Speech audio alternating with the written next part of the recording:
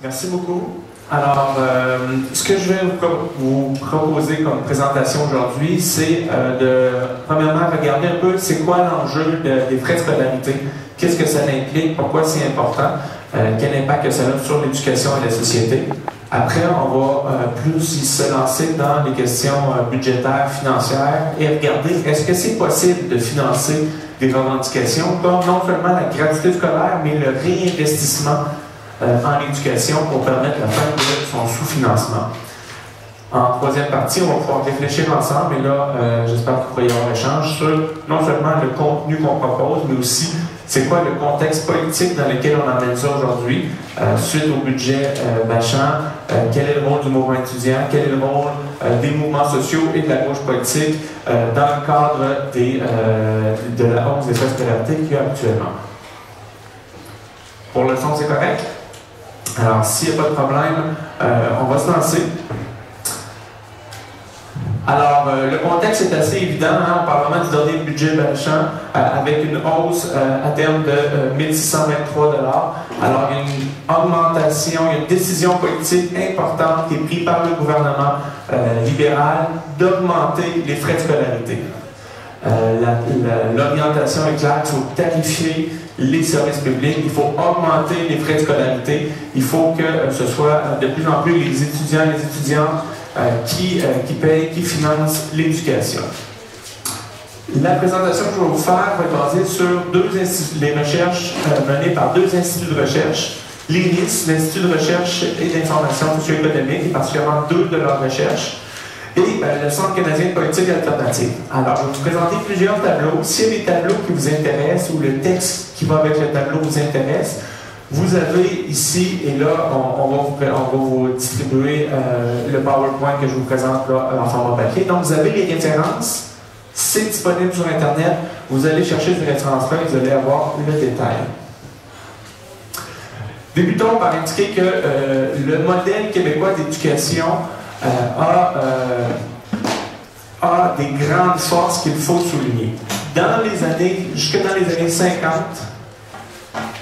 la différence socio-économique et en éducation entre les anglophones et les francophones au Québec était aussi importante que la différence entre les Noirs et les Blancs aux États-Unis.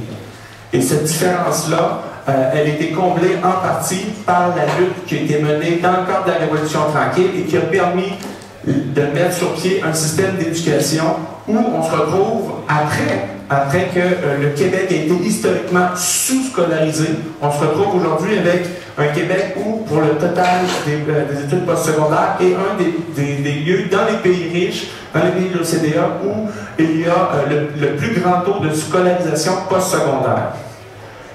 Comment on peut expliquer ce grand taux de scolarisation postsecondaire? Entre autres, sur le fait que les frais de scolarité sont bas, qu'il y a un bon système de prêts et bourses, et aussi la création des cégeps, qui est une structure qui favorise l'accès aux études postsecondaires. Alors, on pourrait réfléchir plus globalement sur la dynamique générale du système d'éducation au Québec, mais le sujet aujourd'hui, c'est vraiment la question des frais de scolarité. Alors, je me lance tout de suite sur le sujet, en se demandant, et là, j'en manque un petit bout ici. Vous l'avez de toute façon par écrit. Si ça dérange, vous me le direz, là, si on peut faire quelque chose.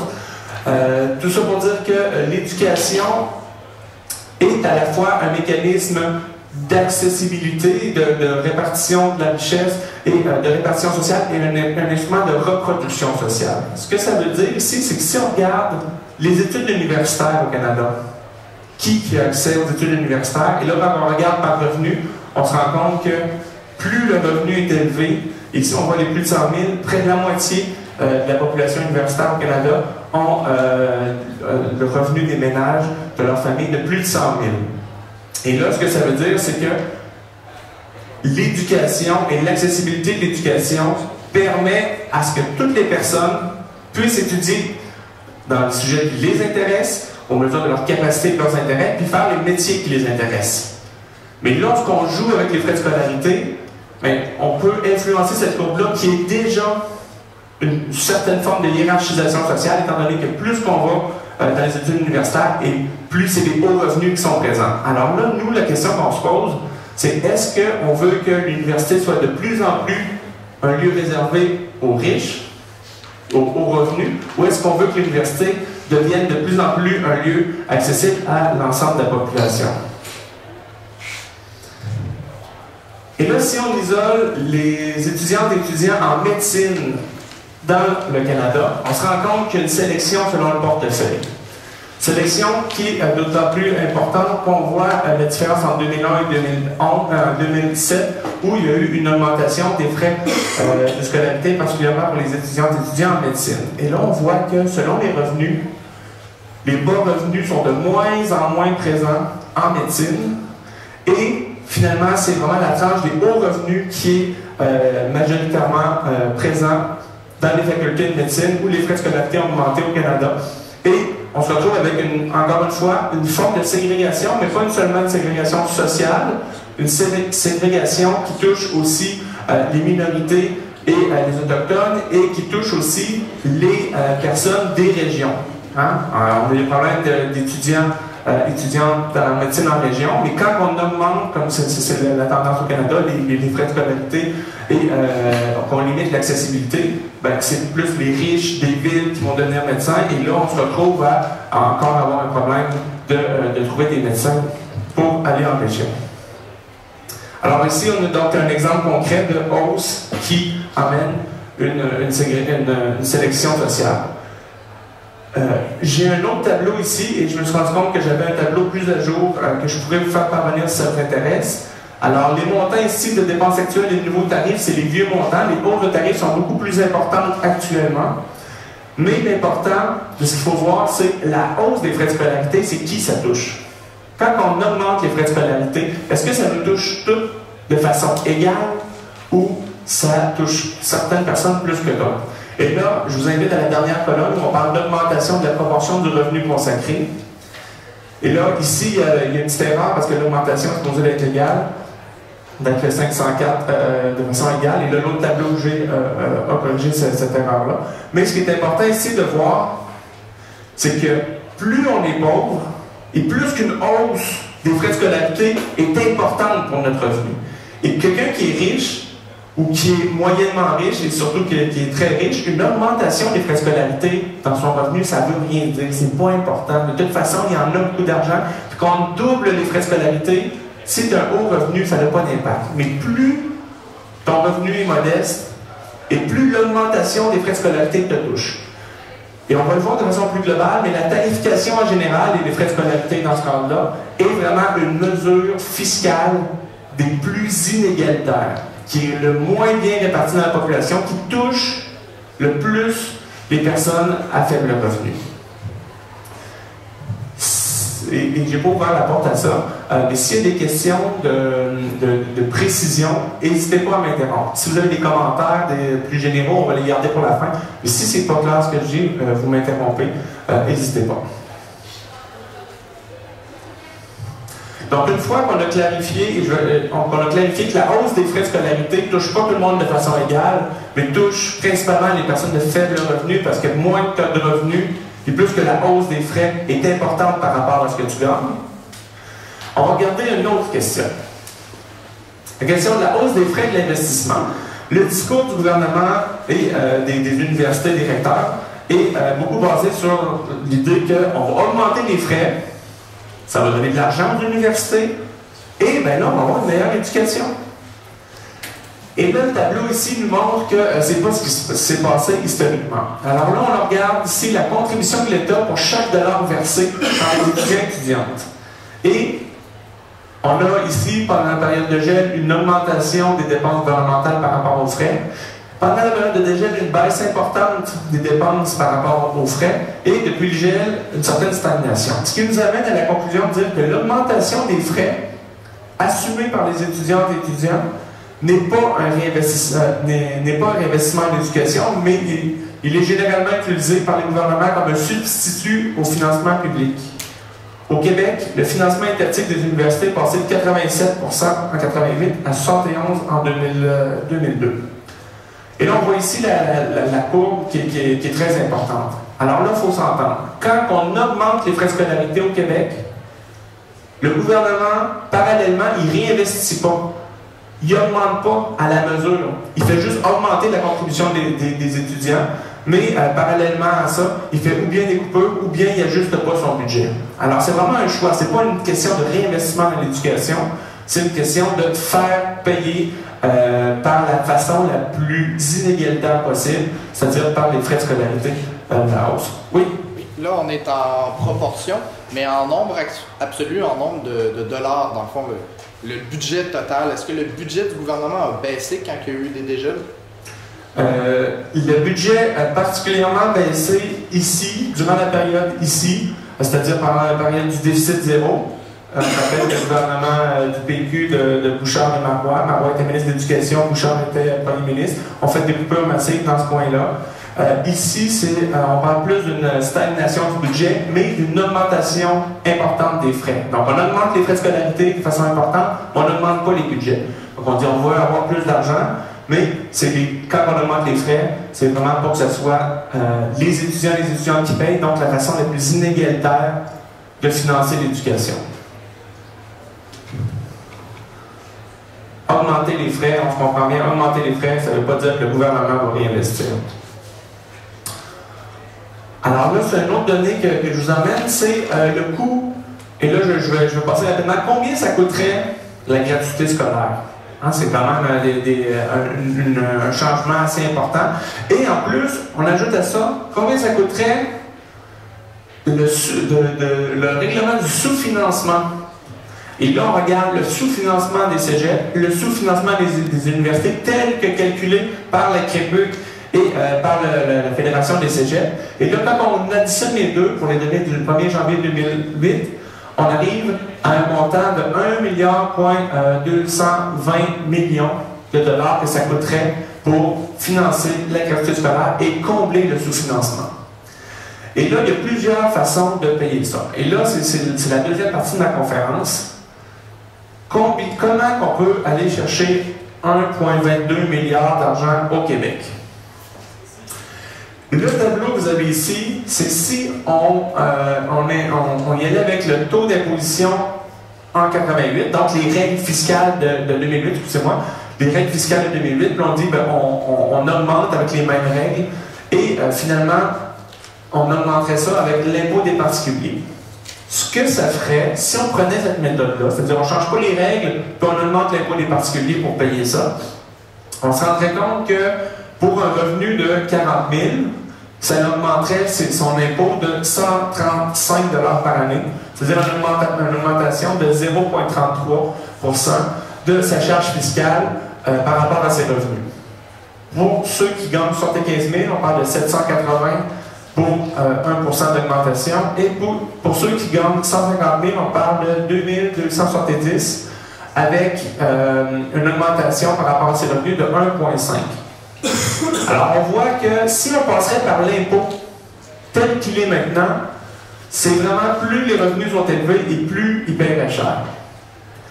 Mais ce que je vais vous parler dans les prochaines minutes, c'est pas de ce modèle-là. C'est un modèle de rétribution qui passe par là, mais qui est encore plus progressif et qui toucherait moins encore la classe moyenne. Alors, sur ça, le principe est assez clair. Si on augmente on n'augmente pas les frais, mais qu'on augmente l'impôt des particuliers, c'est plus on est riche, plus on paye. Et là, je ouvre la porte sur une réflexion plus large sur les finances publiques. Alors, les finances publiques, c'est quelque chose qui est absolument important, qui est central dans le discours politique. Hein, c'est le budget, c'est la dette, c'est les impôts, c'est les taxes. Et c'est absolument fondamental de comprendre ce qui se passe autour de ça pour pouvoir réfléchir sur quel type de société qu'on veut et comment financer ce qu'on souhaite. Première question, les dettes publiques. Moi, j'ai pu travailler dans le cadre de ma maîtrise là-dessus. Je travaille présentement sur une recherche qui est en train de mettre à jour une recherche de Statistique Canada sur la question de à qui a profité l'augmentation de la dette. Les dettes publiques Québec-Canada consolidées ensemble, pour chaque citoyen québécois, québécoise, ont baissé de 1945 à 1975. En 1945, les dettes étaient beaucoup plus élevées. 1945, c'était à la sortie de la Deuxième Guerre mondiale. Les dettes étaient beaucoup plus élevées, les dettes publiques. Personne ne s'en inquiétait. Ils ont baissé de façon progressive jusqu'en 1975. Donc, pendant la période de la Révolution tranquille, pendant qu'on investissait, qu'on a créé les cégeps, on a investi dans les hôpitaux, les universités, la dette publique baissait par rapport au PIB. C'est toujours par rapport au PIB qu'on calcule une dette. Je dis ça, le gouvernement dit ça, tous les économistes le calculent de cette façon-là. Depuis 1975 jusqu'au déficit zéro, la dette a augmenté. Pourquoi? Elle a augmenté d'un côté à cause des crises économiques, 75, 82, 90, et là il y en a une autre en 2008, à cause de la politique monétariste, c'est-à-dire particulièrement dans les années 80, l'augmentation des taux d'intérêt réels qui ont profité particulièrement aux banques, parce que l'argent qu'on emprunte est en partie emprunté aux banques, et la politique monétaire de la Banque du Canada a fait exploser les dettes. Et c'est aussi les baisses d'impôts des plus riches et des entreprises, je vais y revenir. Mais c'est quelque chose qui est très important. On a réduit le nombre de paliers d'impôts, on a baissé les taxes sur le capital, on a baissé les taxes sur les entreprises, sur les profits, on a aboli certaines taxes, comme par exemple l'impôt sur les héritages, alors que dans d'autres pays, c'est des formes très importantes de redistribution, même dans certains États aux États-Unis. Et ce qu'on a fait aussi, c'est qu'on a fait certaines subventions au privé. Et globalement, l'augmentation des coûts des programmes sociaux est une cause minoritaire de l'augmentation des dettes. Par contre, et là, c'est les chiffres que je vous dis là, dans le courant de l'année, je vais pouvoir les remettre à jour et les présenter en détail. Ce qu'on se rend compte, c'est que quand il y a une croissance économique, on baisse les impôts, des plus riches et des entreprises, puis quand il y a une récession, on fait des coupures. Et dans ce contexte-là, la question que je pose, c'est à quand l'investissement? Quand on va décider, non pas de passer de baisse d'impôts à coupure, baisse d'impôts à coupure, mais de dire, mais non, on va réinvestir, on va consolider nos services publics de santé, d'éducation, de lutte à la pauvreté, de culture, d'environnement. C'est nous ce qu'on propose, et de sortir du cercle vicieux, baisse d'impôts, puis là, il y a une récession, fait que là, on n'a plus d'argent pour faire des coupures. Je vais commencer par certaines, ce que j'appellerais des mauvaises dépenses publiques. Entre autres, en éducation, on serait capable d'aller chercher dans le financement, dans l'abolition du financement public des écoles privées, primaires et secondaires, 75 millions. Quand je dis 75 millions, c'est beaucoup plus que ça qu'on irait chercher, mais le 75 millions inclut le fait qu'en coupant le financement public, il y aurait la moitié des élèves qui passeraient du privé au public, et là, il y aurait une augmentation de coûts. Donc, au total, on donnerait 75 millions, mais surtout, on consoliderait les écoles publiques et on arrêterait un peu cette différence entre une amélioration continue des services au privé et les difficultés qu'on a au service public. Toujours dans un contexte où, au Québec, c'est 60% des dépenses des écoles privées, primaires et secondaires, qui sont subventionnées, alors que c'est 1% en Ontario. Alors, ce qu'on demande, c'est de reprendre le modèle ontarien, de dire, mais là, l'argent public, il sert à l'école publique, il sert à tout le monde, puis si il y en a qui veulent aller dans les écoles privées, il n'y a pas de problème, mais ils se les paieront. C'est un principe qui est établi dans un grand nombre de pays, entre autres au Canada, dans plusieurs endroits comme l'Ontario. Autre chose, la question de la multiplication des bonnies des hauts fonctionnaires, qui est en croissance importante depuis les dernières années et qui est souvent pas liée au rendement. Oui? Est-ce que vous êtes intéressé aux questions monétaires, c'est-à-dire sur les profits des banques, puis la production monétaire, la hausse de la masse monétaire, puis les taux d'intérêt qui étaient associés à ça, surtout au niveau de la dette publique? Pourquoi est-ce que le gouvernement du Québec, par exemple, ou du Canada, ne finance pas lui-même sa dette? Bon, alors là, ici, on pose une question très, très intéressante, et je vais revenir parce que je n'ai pas développé là-dessus, mais ça tombe bien parce que ma maîtrise portait là-dessus, c'était sur la politique monétaire canadienne. Puis sur la question qui est posée, c'est, en termes techniques, on parle de la monétisation de la dette. Qu'est-ce que ça veut dire, monétiser la dette? Et là, vous m'excusez parce que ça devient un peu technique, mais c'est intéressant à comprendre et c'est important. Première des choses, le Québec n'est pas indépendant. Hein? On n'est pas un pays. Et ce que ça veut dire, c'est qu'on n'a pas tous nos pouvoirs. Le pouvoir monétaire est à la Banque centrale. La Banque centrale, c'est la Banque du Canada.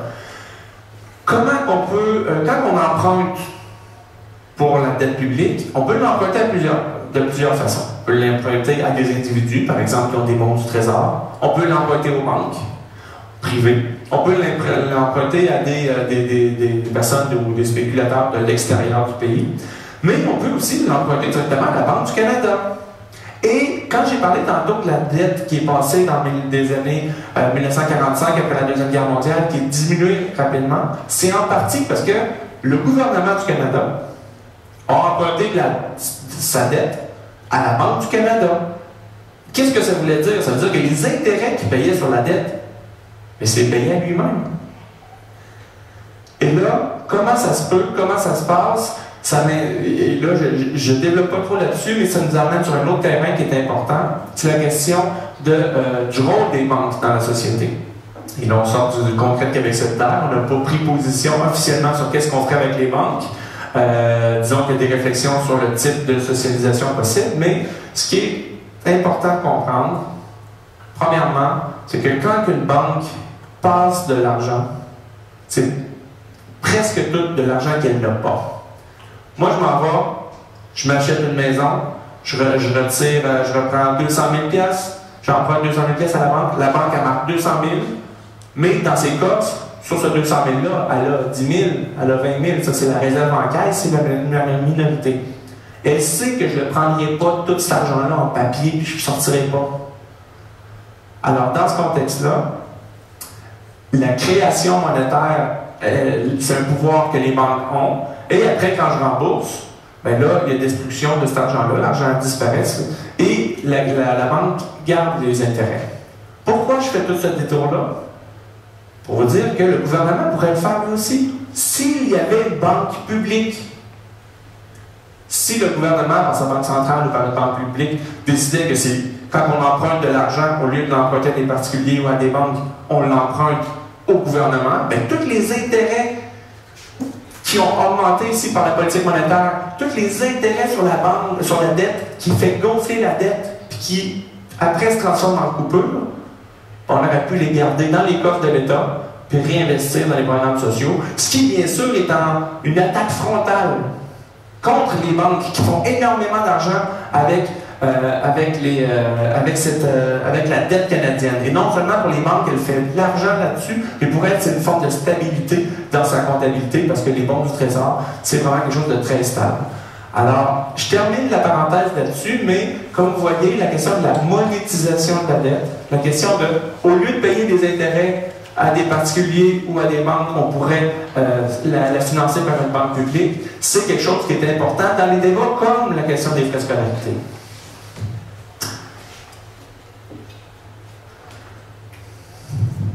Je continue dans certains secteurs où on pourrait travailler sur les finances publiques. Par exemple, la santé. La santé, c'est le secteur du budget du gouvernement le plus important au provincial. Au provincial, on se rend compte que la santé, ça va jusqu'à... Oui, il y a une question? Oui, c'est juste sur votre diapositive. Oui. Je crois qu'il y a une erreur. Oui, c'est possible. Parce que vous avez écrit à quand l'investissement, vous avez trouvé la croissance égale baisse d'impôts et récession égale coupure. Ça va être Oui, c'est ça.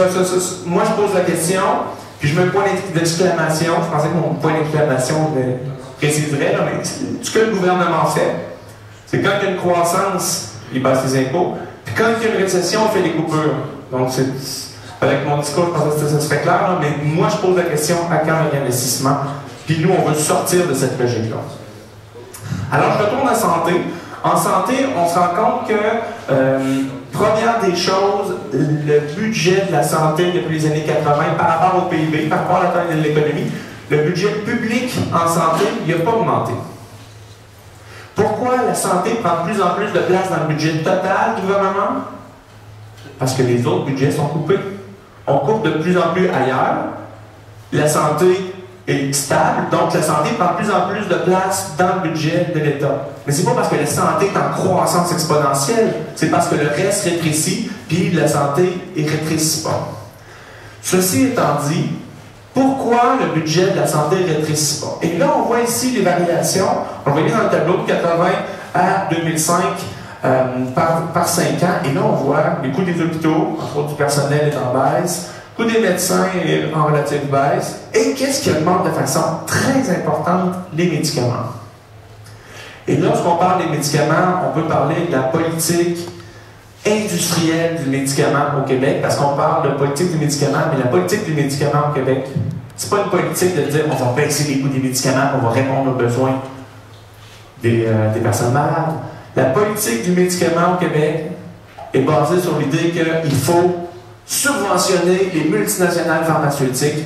Et c'est dans ce cadre-là qu'on se retrouve au Québec avec des lois, des réglementations qui sont plus élevées que les autres sur, par exemple, la durée des brevets des médicaments, qui donnent des monopoles à des entreprises.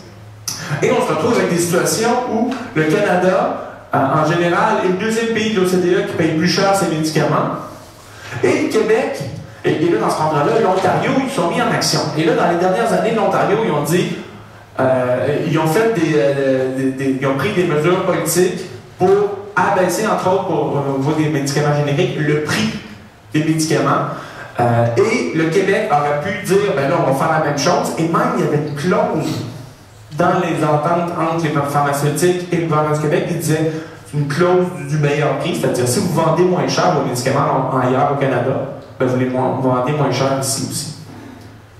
Ben là, ils vendent moins cher en Ontario, puis le gouvernement actuel ne veut pas imposer aux entreprises de rabaisser leur prix comme ils ont fait en Ontario. C'est la situation dans laquelle on est. Et on continue encore à voir que l'argent qu'on gaspille dans l'augmentation des prix des médicaments au bénéfice des multinationales pharmaceutiques. Et j'ai oublié de dire que dans ce cadre-là, nous, à Québec solidaire, on a toute une réflexion qui s'appelle Pharma Québec. Pharma Québec, c'est deux choses, au moins deux choses. Première des choses, c'est un pôle d'achat. C'est-à-dire, tout le système de santé au Québec va négocier médicament par médicament un prix. Ça, on va aller dans le marché international et national, on va dire, ben là, ce médicament-là, qui nous le vend moins cher?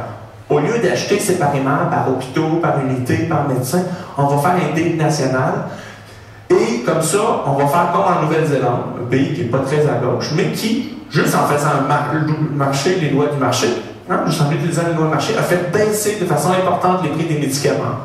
Alors là, c'est ce qu'on propose. Par ailleurs, on a toute une réflexion sur comment développer un pôle de recherche et de production du médicament au Québec. Donc, avec cette mesure-là, de mettre en concurrence les entreprises pour baisser les coûts des médicaments, on peut sauver 1 milliard là-dessus. Si on, dans le fond, on désavantageait les compagnies qui font de la recherche pharmaceutique au Québec, qu'est-ce qui arriverait? Parce que c'est ça l'argument que, par exemple, les libéraux nous répondent constamment, que les compagnies vont s'en aller, etc. Est-ce qu'on a une idée de qu'est-ce qui s'est passé, par exemple, en Nouvelle-Zélande? Est-ce qu'il y avait des laboratoires de recherche? Je ne connais pas la situation de l'industrie pharmaceutique en Nouvelle-Zélande, mais pour ce qui est de l'Ontario, il n'y a pas de départ massif. Ça, c'est clair. La deuxième question, c'est au Québec, il y a déjà un début d'exode qui se fait dans le pharmaceutique qui est en cours. La troisième des choses, c'est que nous, par rapport à cette question-là, on dit on va baisser les coûts pour aller chercher beaucoup d'argent pour financer le service public et parallèlement à ça, on va investir dans le développement de la recherche publique pour limiter justement les exodes s'il y avait des exodes d'entreprises. Donc dans ce cadre-là, et ça c'est la question de la mondialisation générale, vient un moment où on se dit, ou bien on dit que les entreprises vont s'en aller et qu'on ne fait plus rien, ou bien on dit, ben là, on leur propose un deal qui est honnête, puis s'il y en a qui partent, ben on va se servir de l'argent public pour développer un pôle de recherche ici. Dernière donnée qui est peut-être intéressante pour le débat, les entreprises pharmaceutiques, les grandes entreprises pharmaceutiques dépensent 2 fois plus d'argent en publicité qu'en recherche. Alors là, on lui dit, mais là, ça coûte cher, il faut des brevets pour la recherche, mais en fait, on se rend compte que c'est beaucoup de l'argent en publicité. L'argent en publicité, c'est pas de la publicité dans les médias, c'est de la publicité auprès des médecins. Amir Kadir nous expliquait justement qu'il était étudiant en médecine, puis déjà, il se faisait promettre des congrès à Disneyland, tout payé pour toute sa famille, payé par une multinationale pharmaceutique, parce que eux, ils financent et surfinancent ce type de publicité-là pour que les médecins connaissent les bienfaits de leurs médicaments. Je continue sur la question de la fiscalité de façon plus large, plus importante. Depuis 20 ans, on augmente les impôts des travailleurs et des travailleuses, des étudiantes et étudiants, des retraités et des pauvres, puis on diminue les impôts des riches et des entreprises. Alors moi, je vais vous demander, selon vous, quels sont les impôts et les taxes qui touchent plus les plus riches et les entreprises, et quels sont ceux qui touchent plus les étudiantes et les étudiants? La scolarité est associée aux étudiants? Frais de scolarité, absolument. Et toute forme de frais de scolarité touche bien sûr essentiellement les étudiants. Et toute forme de tarification, tarif à la santé, haut tarif, Hydro-Québec, la tarification est très régressive. C'est-à-dire, moins que tu as d'argent, puis plus que les tarifs, c'est une grosse partie de ton revenu. Quand tu as 1 million de dollars par année, une augmentation de 3 000 $ des frais de scolarité, ça ne te dérange pas sur ton budget. Mais quand tu en gagnes 20 000 par année, le 3 000 $, il touche bien plus. Tout comme le tarif d'hydro. Tout comme. Et là, c'est une autre question que je pose. Hein? Est-ce qu'il y a d'autres exemples qui touchent plus les étudiants? Oui? La TVQ. La TVQ. Et donc les taxes à la consommation. Et là, on a vu qu'il y a un début d'augmentation des taxes qui est en cours. Et dans ce cadre-là, plus tu es pauvre, et plus qu'une taxe à la consommation est importante dans ton revenu. Quand tu es riche, là, la majorité de ton argent n'est pas en consommation. Elle est en investissement, en spéculation. Donc la taxe à la consommation n'est pas importante. Plus tu es pauvre, plus que ton argent, ben, c'est pas de la consommation, c'est pas pour des placements, puis pour d'autres types de... Et donc la taxe à la consommation est importante. Autre exemple? Hausse de la valeur immobilière. Hausse de la valeur immobilière. Une autre taxe régressive. On parle ici de l'impôt foncier. Alors ça veut dire c'est l'impôt municipal. Plus on est pauvre et plus on met d'argent dans notre loyer.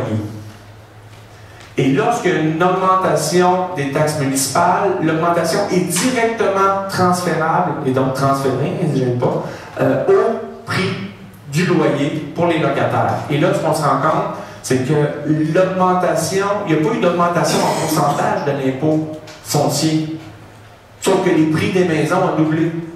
Alors, avec l'augmentation de la valeur des appartements, des maisons, mais ça veut dire que l'impôt qui est venu avec, qui est sur la valeur, a doublé. Et cet impôt-là est très régressif. Parce que plus que tu es pauvre, là, on voit les chiffres du FRAPU, c'est des fois jusqu'à 40, 50, 60, 70% du revenu de certaines familles qui va dans leur logement. Alors là, c'est sûr qu'une taxe sur le logement touche plus les personnes que par exemple, une personne pauvre qui aura une grosse maison, mais qui n'aura pas ce type d'impôt. Alors, j'y vais plus rapidement sur le reste. Et là, le tableau que je vous présente ici, c'est exactement ce de quoi on discute. C'est un tableau que j'adore. Je trouve que c'est une super synthèse. C'est par déciles. Les déciles, ça veut dire les 10% de la population les plus pauvres, 2, 3, 4, 5, jusqu'à les 90% les plus riches, les 5, 10, 4 et le top 1% de plus riches. Et là, ce qu'on voit, c'est justement ce qu'on dit tantôt. Taxation à la consommation, ça touche les plus pauvres, et plus on avance, moins c'est important dans leurs taxes, dans ce qu'ils payent comme taxes. Même chose ici pour la tarification, donc elle part de moins haut, mais elle descend de façon importante avec tous les frais. Ce qui nous intéresse ici, les frais de scolarité. De façon contradictoire, l'impôt sur le revenu, plus que tu es riche, puis plus que tu payes d'impôt sur le revenu. Même chose ici pour l'impôt sur les entreprises qui augmente de façon importante. Et je termine en disant que l'assurance emploi de pension de vieillesse repose principalement sur la classe moyenne. Oui? Et pour la taxe à la consommation, oui. Considérant qu'on a des retours, moi je peux un retour annuellement d'environ 700 $. Ce qui, si vous faites, je peux considérer que environ 10 000 $ par année. Donc, si vous faites 7% de ça, ça équivaut sensiblement à 700 $.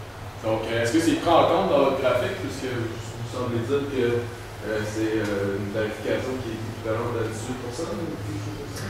Ici, c'est pas directement repris dans le graphique pour ce qui est du 10 ou des premiers déciles sur la taxe à la consommation. Donc, il y a un mécanisme de service public de programmes sociaux, si on veut, qui remet cet argent-là parce qu'ils savent que c'est trop élevé ici. Alors, non, c'est pas pris en compte. Donc, la taxation est très régressive. Il y a un mécanisme pour le limiter, ce qui fait que ça baisse ici, en partie, si on compte ce mécanisme-là. Donc, ça repose en partie sur la classe moyenne inférieure et moyenne, considérant qu'il y a un retour qui va avec. Oui? En fait, tu viens de répondre, dans le fond, ça, c'est une compensation de frais qui sont vraiment trop élevés pour les pauvres, oui, qui va aller seulement aux pauvres, mais les gens de la classe moyenne, eux, n'y auront pas accès. Exactement. Là, on se retrouve dans des situations où les gens de la classe moyenne n'ont pas accès aux prêts et bourses parce que leurs parents gagnent un certain montant, mais ils vont payer plus, puis ils n'auront pas les compensations que d'autres personnes vont avoir. Fait que ça revient quand même à donner un gros poids sur la classe moyenne. Absolument. Et le système qu'on se rend compte, c'est que de plus en plus, on baisse les impôts des plus riches et on augmente ceux des plus pauvres et de la classe moyenne parce que par la tarification, c'est les plus pauvres, par la consommation et la diminution du nombre de paliers, c'est la classe moyenne et ceux des riches sont en diminution. Oui? C'est seulement pour rajouter, monsieur, oui, c'est qu'il faut aussi penser que les paradis fiscaux, généralement, les gens qui ont des hauts revenus sont capables de cacher leurs revenus par des paradis fiscaux. Absolument. Alors, ça faisait partie des splits et je pense que c'est important. Oui, Jean-Luc? Dernière question. Oui. Pour le graphique précédent, oui, est-ce qu'il y aurait moyen d'avoir une certaine forme de taxation à la consommation qui inverserait la courbe? Fait que dans le fond, ce ne serait pas les pauvres qui auraient une plus grosse augmentation, mais ce serait juste sur des biens. Moi, je ne suis pas en économie, fait que je ne peux pas être sûr de ce que j'avance en ce moment, là, mais qui pourrait seulement taxer les biens de luxe. Oui, ça existe des taxations des biens de luxe, mais, et c'est ce qu'on prône à Québec solidaire, taxation des biens de luxe, mais globalement, ça reste minime dans le sens où la taxation, c'est la TPS, la TVQ, c'est ça qui ramasse la part du lion, c'est sur tout, sauf sur certains biens de première nécessité. D'ailleurs, les entreprises voudraient qu'il n'y ait plus d'exemption pour les biens de première nécessité, ce à quoi on est contre, bien sûr. Donc oui, en partie, mais fondamentalement, la taxation, on est pour les biens de luxe, mais on est aussi pour une diminution de la taxation sur l'ensemble des biens de consommation. Et là, on se retrouve avec des mesures possibles. Alors là, je vais y aller rapidement. Il y a de la documentation qui est possible, entre autres les orientations budgétaires de Québec solidaire, vous les donne en détail, mais ajout d'un palier d'impôt, fait 1300 millions de dollars, ça veut dire que les paliers d'impôt, il y en a juste 3, et là, au-dessus du palier d'impôt, du dernier palier d'impôt, on pourrait en augmenter un, on irait chercher des sommes importantes pour les hauts revenus. Imposer les gains de capital, ce que ça veut dire ici, c'est que si vous travaillez pour vous payer de l'impôt, c'est 100% de votre salaire qui est imposé, mais si vous spéculez, vous faites des placements, c'est seulement 50% qui est imposé. Et nous, on voudrait que ce soit imposé à 100%. On irait chercher de l'argent avec ça. Et là, le Québec a un autre projet, c'est-à-dire développer l'éolien au Québec, mais pas par le privé, pas par des entreprises de l'Ouest canadien qui n'ont pas d'expertise là-dedans, qui viennent développer leur expertise sur le dos des Québécois, mais en développant une expertise publique comme Hydro-Québec avait fait, mais de façon démocratique. Et ça, c'est quelque chose qui est très important pour Québec solidaire, c'est-à-dire développer des services publics, mais avec un pouvoir pour les citoyens et les citoyennes, les travailleurs et les travailleuses, et les pouvoirs de décision locales aussi, pour nous dire non, nous, on ne les veut pas là, les éoliennes, on les veut là. Et on ne pas imposer là, du haut vers le bas. Redevance sur les ressources naturelles, on entend beaucoup parler aujourd'hui. Là, j'ai écrit un exemple qui vient du BAP. Le BAP qui a eu lieu sur les gaz de schiste, qui disait qu'en Colombie-Britannique, sur les gaz de schiste, les autres, c'était 500 $ de l'hectare, et au Québec, on le donnait à 17 de l'hectare. Alors, on voit un peu les proportions, comment que c'est vraiment un peu moyen d'enjeu de la façon que ça se passe, les mines ici. On donne les mines aux entreprises et on retire pas d'argent avec ça. Enfin, les paradis fiscaux, donc toutes les formes de fraude fiscale qui existent pour les grandes entreprises et les hauts revenus. Alors, je termine rapidement en vous indiquant qu'on est dans une société pleine d'inégalités et que pour changer cette situation-là, pour mettre en œuvre le programme qu'on propose, il faut d'un côté et mobiliser les mouvements sociaux et la gauche politique contre la crise et pour le réinvestissement.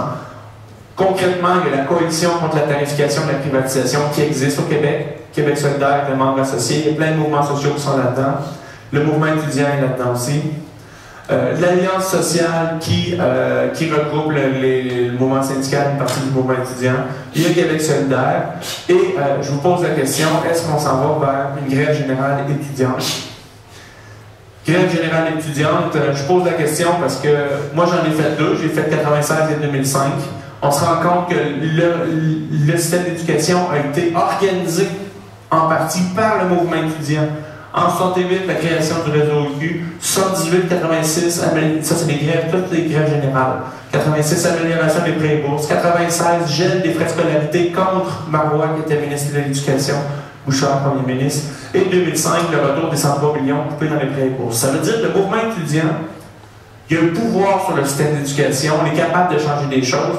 C'est ce qui s'est fait dans l'histoire. Et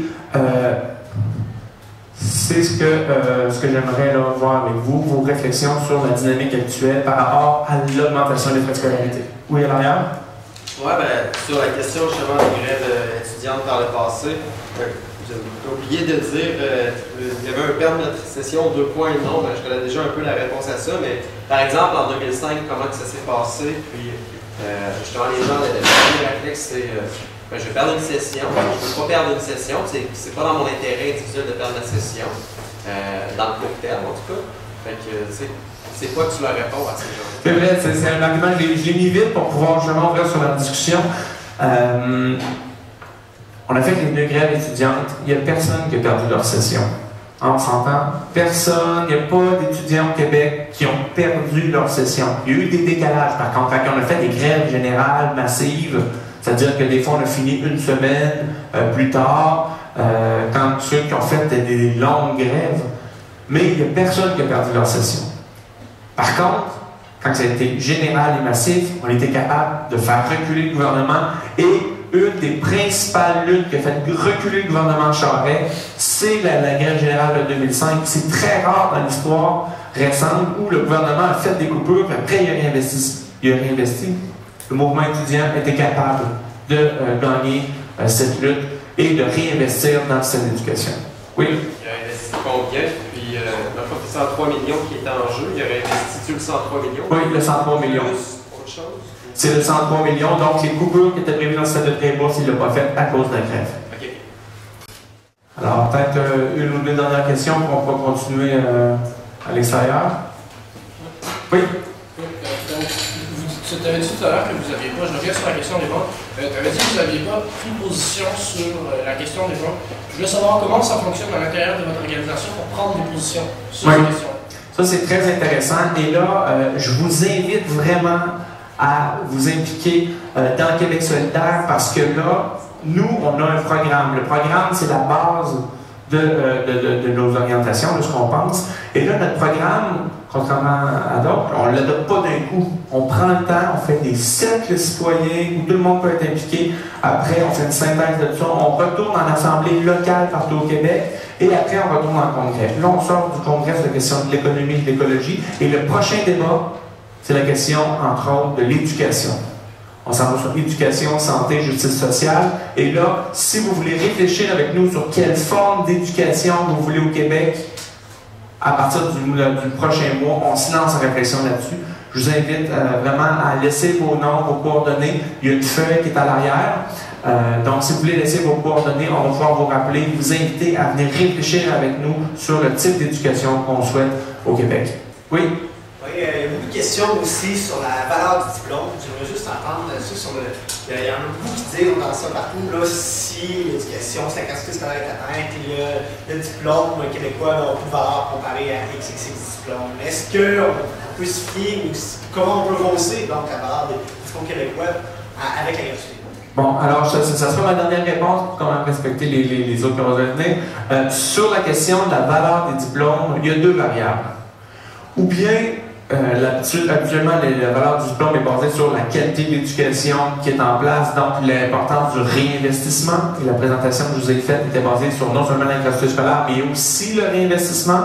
Donc, c'est pour ça que quand on se bat pour les frais de scolarité, il faut se battre aussi pour le réinvestissement pour améliorer la qualité des diplômes, à moins que ceux qui défendent la question de la qualité des diplômes disent, ben là, s'il y a du monde de classe moyenne et des pauvres qui viennent étudier ça, ça va baisser la qualité des diplômes, même s'ils sont aussi bons que nous, ben ça, c'est une autre question, mais on se rend en désaccord avec eux. Donc, qualité des diplômes, c'est pas la question des frais de scolarité, c'est la question de l'investissement public dans les services d'éducation qui fait la différence, et c'est pour ça que la question du gel doit être liée à la question du réinvestissement et donc de la fiscalité et la répartition de la richesse, comme je vous l'ai exposé. Je vous remercie beaucoup.